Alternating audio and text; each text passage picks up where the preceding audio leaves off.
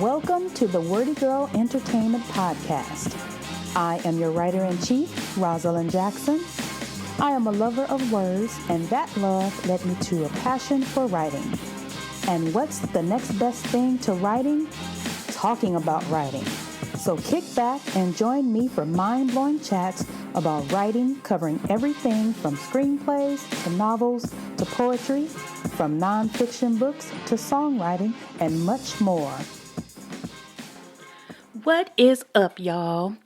I am talking to you today about how to find the story engine for your pilot script.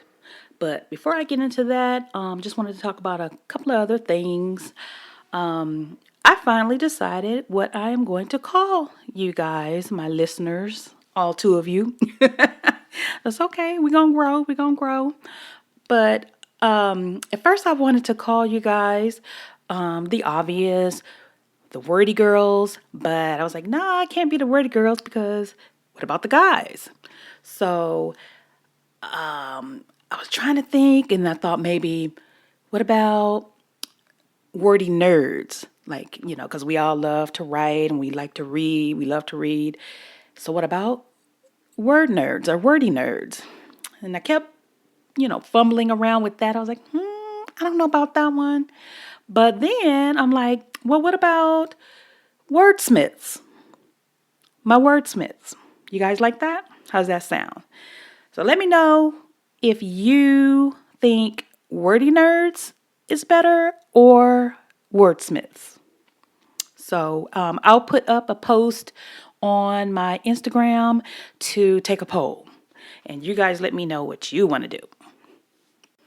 Another piece of business that I like to discuss is I sell candles. I don't know if you guys know that, but I do. I just started selling them, I think maybe 4 or 5 months ago, whatever. But I have experienced slow sales. They say that's to be expected when you're trying to launch something. So I would love to pick up on my sales. So if you guys are into candles, go to my website, WordyGirlEssentials.com, and you will see my candles there. Right now I have 2 scents. One is a scent that smells like roses. It's called Rosalinda, named after me. And that one smells like roses and wood, ouds, like that, things like that. The other one is called Oceana, and that one smells like the ocean. It's very sultry and soft and kind of has like a breezy, salty smell to it, along with some underlying like amber scents. So it's very warm yet breezy like the ocean. So if you like candles, visit Wordy Girl Essentials and go get some. All right. Another thing, I also sell t-shirts and hoodies and mugs and notebooks and things like that. Those you can get on wordygirlent.com. So that's my merch. Some of the t-shirts have my poetry, my haiku poetry on it, with beautiful things. Like one example is one of my haiku poems called Black Girls. And that one says, badassery lives in my bones, my spirit, my blood. I rock, I rule. Black girls. So you can find that on certain t-shirts and my mugs. So go on over there and get you some merch. Now today I wanted to talk to you guys about finding the story engine for your pilot script. Now I was struggling with this. There was a script that I wrote a couple of years ago, and I just pretty much threw it in the drawer and just let it rest because I was having trouble coming up with an engine for the story. And for those of you who aren't aware of what an engine is, it's basically the thing that runs throughout your entire season. and also over multiple seasons. Sometimes it changes here and there, but basically it's the thing that keeps your audience coming back each week to see what's going to happen. And the story that I picked to help me figure out my own story engine is the TV show Claws. And the reason why I picked that one is because I let someone read the script a while ago once I had finished my vomit draft, and they gave it a read. I just wanted to gauge where I was and how people would see the story if they felt like it was something interesting. That way, it just give me a little feedback and know how to go back in and change things and whatnot and rewrite. So the person suggested that I check out Claws because they did notice that my story was missing an engine. And so they suggested check out Claws, and because it's kind of similar to my story, that person said they thought it would help me form my engine. So I did that, and my story is kind of similar along the lines because it involves a quote unquote heist. The main character and her friends in the story, they pull off a robbery, but it's not a traditional robbery. They're not like thieves and whatnot. They are just regular women, and they're not robbing a business or anything like that. She is trying to get money from her husband, so it's like a heist, but not really. So I checked out the pilot story, the pilot episode of Claws, and I needed to figure out what that engine was. And the first thing I did was figure out what the goal of the main character is. And if you haven't seen the show, go check it out. It's a really great show. It's not on the air anymore, but I went back and watched all of the seasons. I was supposed to be just checking out the pilot, but I ended up watching all of the seasons because it is a really fun show. It's wacky and crazy and wild, and it's just really fun to look at. So just a brief little synopsis of what the show is about. The main character is named Desna, and she has a nail shop, and the nail shop is located in like a seedy kind of neighborhood in Florida, and she doesn't like being in that area. She would like to upgrade to a better area, so she wants to get a brand new a shop. She wants to get another location that's in a better upscale area. And before I go any further, there's going to be spoilers all throughout this. So starting now, there's going to be spoilers. So if you have not seen it, I'd say pause this and go check it out. And it's going to be spoilers for the whole entire season, which is 10 episodes. So if you don't want to have all the episodes spoiled, stop right here, go watch them, and then come back. But if you don't mind spoilers, stay tuned and listen to the whole episode. As I was saying, Desna wants a better salon in an upscale area. And the way she's going to do that is she needs more money. And how is she going to get more money? She's been washing money for the local drug dealer Uncle Daddy. And she's been involved with Uncle Daddy's son, Roller, who has pretty much been leading her on this whole time and, trying to act like he wants to, be her boyfriend, but not really. They're more like friends with benefits kind of thing. And he promises her that she's going to get this bonus for washing the money. And when it comes time to get that bonus, Uncle Daddy says no, he's not giving her the money. And I believe he tells her that she has to keep working in order to get more money. So we see that her goal is to get money to get a better salon, and that's her want. That's a want, but there's a deeper need that goes along with her goal, which is to get a better house in a better area for her autistic brother. Her brother's name is Dean, and he's autistic, and he hates living where they live because it's ran down and it's not a good place to live. So he wants a better home, and she wants to get that for him. So that's her need, and she needs this money to be able to get him to a safer place to live. So that's her goal.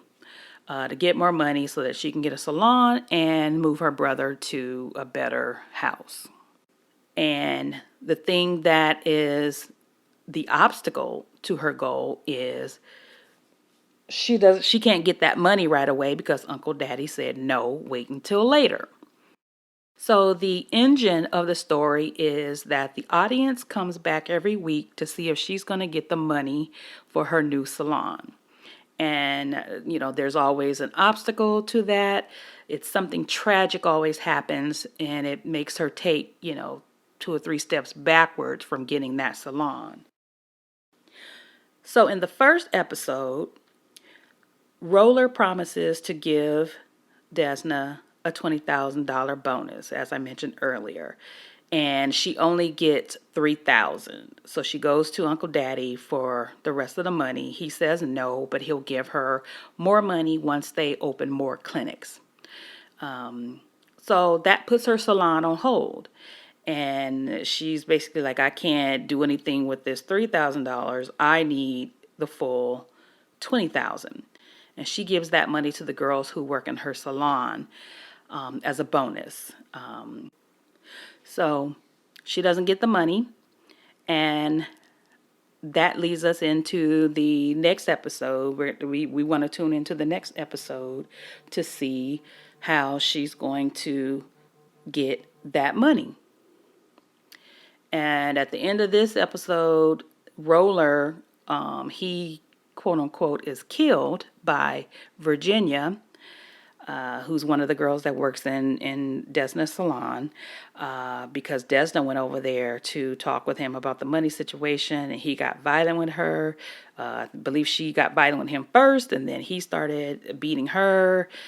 And Virginia walked up behind them, and she shot Roller because she thought he was trying to kill Desna. So now they have to cover up Roller's murder. And that takes us into episode 2. In episode 2, the engine of the story is the salon that Desna wants to get, the new salon, the upscale salon.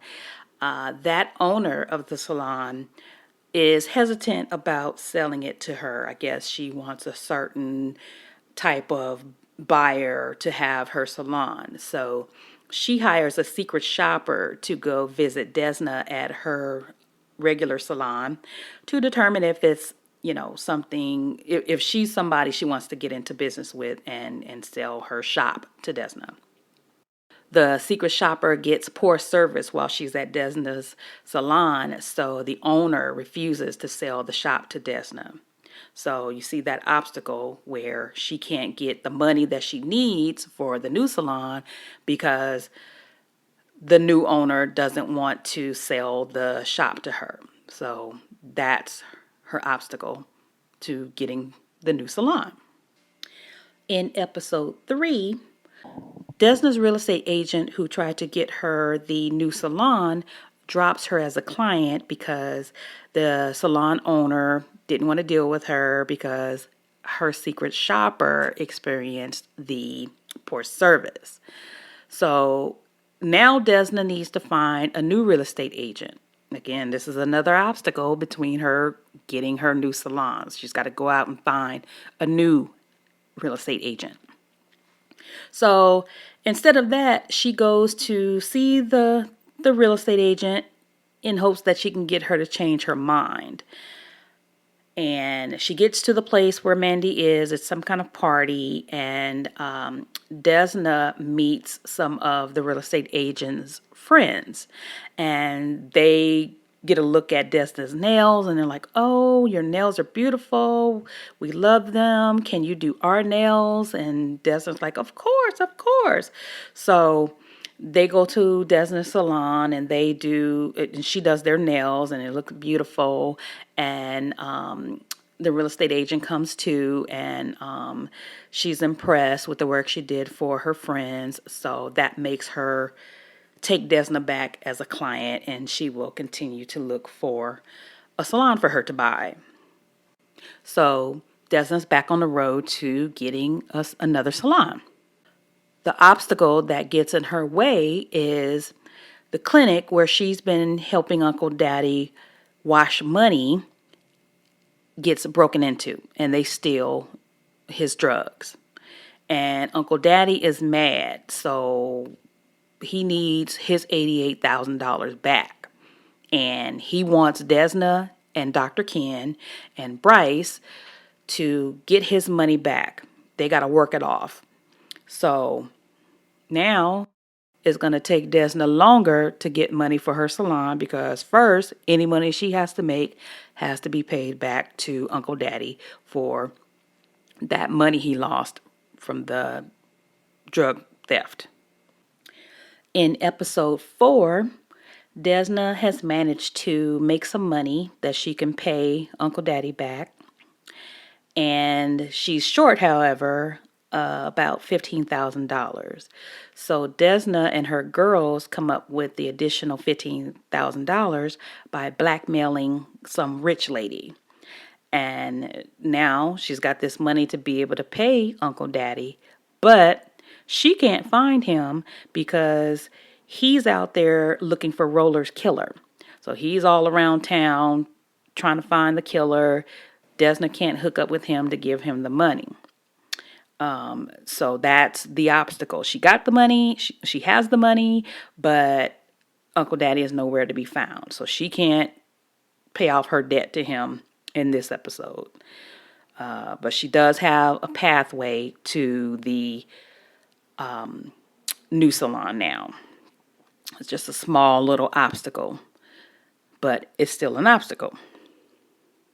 So in episode 5, Desna goes to see a nail shop that's up for sale, and she likes it and everything, but she's pretty much shopping around.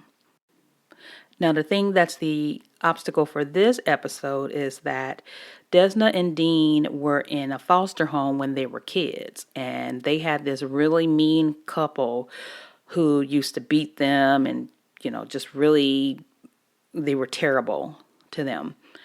And all these years later, those people move into a town near them. And Dean is afraid, and he kind of has flashbacks on what happened to him as a kid. So he goes and buys a gun so he can kill them.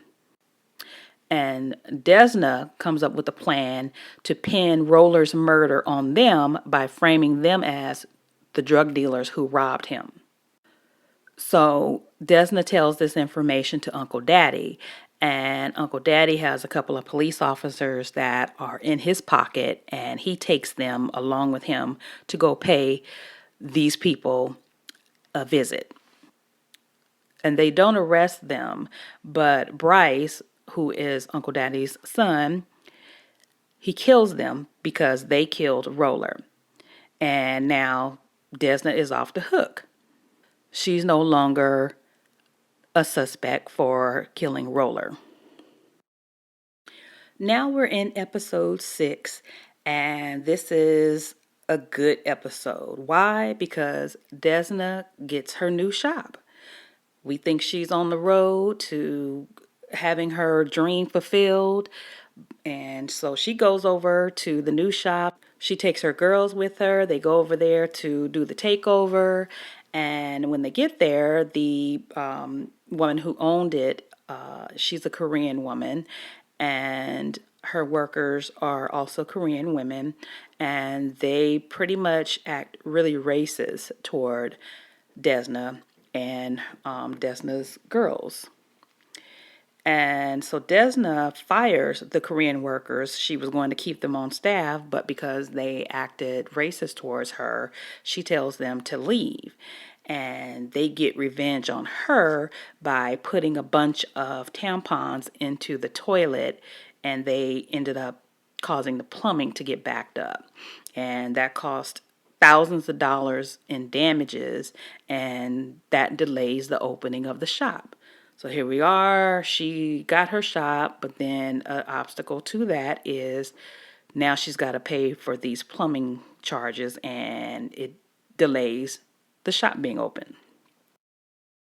So now that the shop has been delayed in opening, and Desna needs money for these repairs, she goes into a nail competition against the Korean women who did the damage at the shop so that she can raise money to pay for the repairs. So her and her team from her shop goes up against them, and they end up winning the competition. Desna's team ends up winning. And so now she has the money from the competition, and she'll be able to fix the plumbing problems. But now her goal of protecting Dean is in danger because Dean told Jennifer that their old foster parents were the same people who Uncle Daddy had killed for quote unquote framing Roller. So now the question is, will Jennifer tell Uncle Daddy? And will Uncle Daddy now kill Desna and Dean because of this? We don't know. So now, even though Desna is going to have the money to repair her shop and get it up and running, now Dean is in danger and she is in danger. And her deeper goal of keeping Dean safe is now in jeopardy. In episode 7, Desna has her new shop. It's up and running. And Uncle Daddy agrees to let her stop washing money for him so that she can totally focus on her new salon. She comes up with the idea for Toby, who is Uncle Daddy's boyfriend, to run the old shop, and he agrees. So everything is on the right track for her to get started with her brand new salon. However, Desna gets into an argument with Jennifer because Jennifer is upset with Desna because her husband, Bryce, killed Desna's old foster parents. So Jennifer believes this is all Desna's fault, and she threatens to tell Uncle Daddy that Desna is really the one who killed Roller. So now again, that puts Desna in danger of being killed by Uncle Daddy, and if Desna is dead, she can't run her new salon. So now her salon is in danger too. Now in the meantime, Roller ended up not being really dead.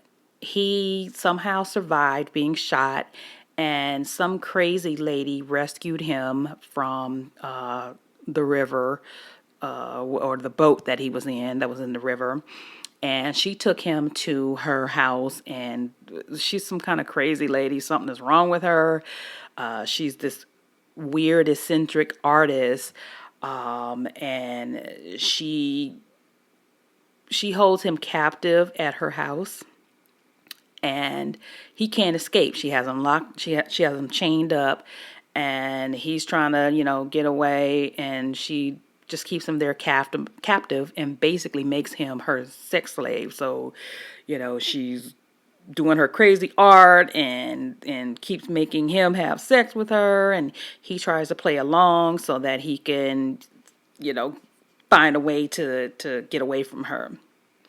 And she's all upset because she feels like the art community has turned their backs on her, so she will never do art again. And Roller talks her into doing the art because there's this art gallery or an art show that she's been invited to show her work at, but she doesn't want to do it. So Roller's like, no, no, no, go, show your art, be great. You're an artist. People should see your beautiful work, which her work is terrible, because she uses human pubic hair in her art. Like, ew, who the hell does that? But so he convinces her to go to this art show, and she takes him with her, but she manages to keep him locked to keep him tied up to a wheelchair. But he manages to get away while she's up on the stage, accepting her praise and everything. So these Russian guys grab him. He owes them money, and they had been looking for him, and they happen to find him there. And now, even though he's been captured by the Russians, he's still out on the loose and there's a possibility of him showing up to come and get Desna. So once again, she is in danger. And that makes us tune in to the next episode to find out, is he gonna show up and kill her? Now in episode 8, what do you know? Roller shows up at Desna's salon. And she's like, oh my God, why is he here? How is he here? Right? So the thing is, Roller doesn't remember that Desna hit him, and he doesn't remember that Victoria shot him. So they're like, oh, okay, well, where have you been and what happened to you? So they play the role like, they don't know. And since he don't know, we sure don't know. So Roller just gets back to business as usual. He wants to be with Desna, and he wants to go to her house so they can get it on as usual. And they do that. But the next morning, Desna's new boyfriend, Dr. Ruval, shows up at the house. And Roller sees him and acts like nothing is wrong. He acts like he don't care that this new dude is showing up at her house. He just plays it off. Later on, they're at this party, and Roller remembers what happened to him. But he pins it on the Russian dudes who he owes the money to. And Roller takes Desna hostage. And so now she can't focus on the new salon now that Roller has been, found to be working with these Russians. So once again, she's delayed from getting her salon off the ground. So later at this party, Roller remembers what happened to him. But instead of blaming Desna, he pins it on the Russian dudes who he owes that money to. And he ends up taking Desna hostage because of what she did to him. So now she's under his control, and she can't focus on running her salon because she's been taken hostage. Now that makes us want to watch the next episode to see what Roller is going to do to Desna. Is he going to kill her? What is he going to do to her? Now we're in episode 9, and Roller is driving around town with Desna, and he's taking her to different banks and making her empty Uncle Daddy's bank accounts so that he can take that money and pay off the Russian dudes with it. Then he ends up taking her to some abandoned amusement park so he can kill her.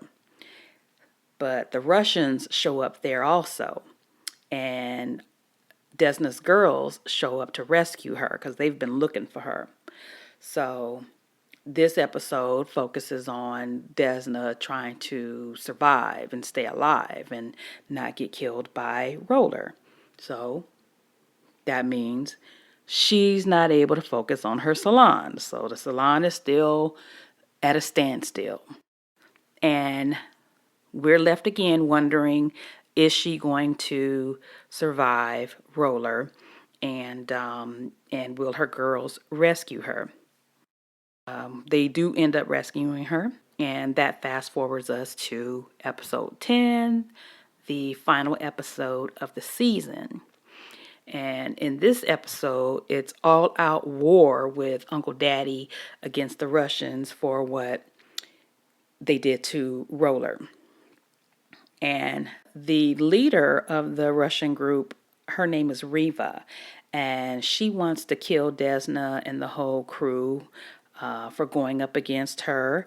And Desna is able to talk her out of it. She negotiates 50% of Uncle Daddy's business to give to Riva in order for her to stay alive, and also to get Jennifer's kid back, because the Russians end up kidnapping Jennifer's child. Riva agrees to that, and but instead, Riva wants to take 100% of Uncle Daddy's business and make everybody work for her. Uncle Daddy, his crew, Desna, and her crew. So she flipped the script, and she's like, everybody's going to be up under me and do what I say and run a business for me. So now, since Desna has to work for Riva and she can no longer focus on the shop herself, she gives the new shop to Jennifer. Because now she has to go back to her old shop and start laundering money for Riva. And Jennifer is like, no, I don't want this. Oh, I don't want this new shop. We're all girls, you know, we're a crew, and we're all going to go back to the old shop and work for you because we're all family.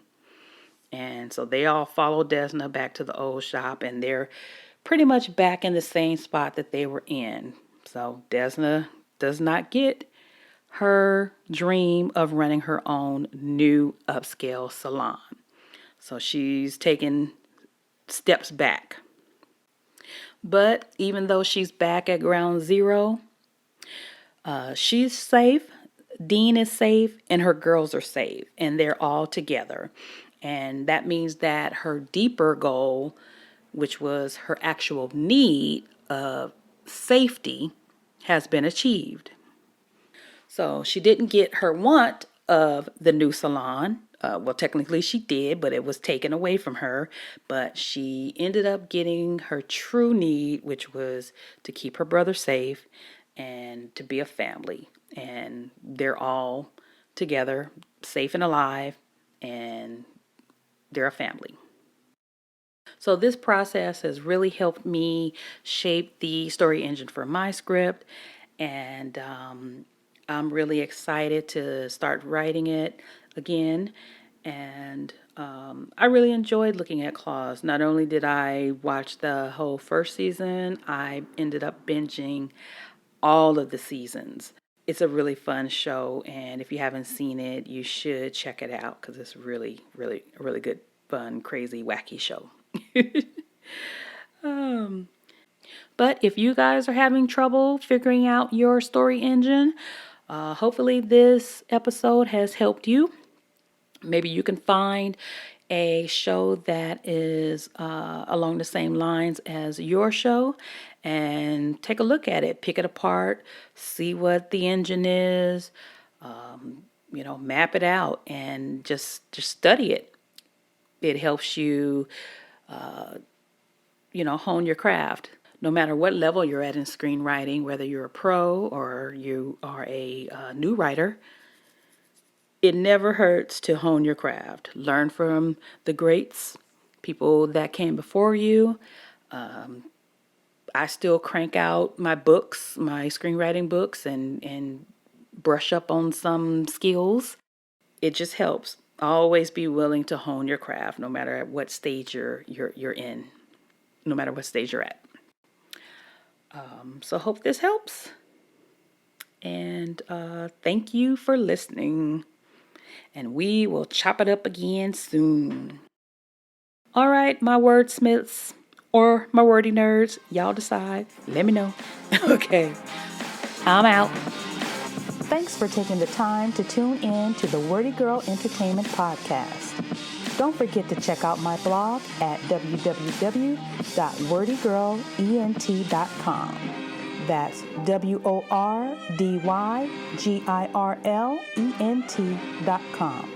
You can also find me on Instagram and Twitter at WordyGirlEnt and on Facebook at www.facebook.com/WordyGirlEnt. And always remember, it all begins with a single word. So what are you waiting for? Go write.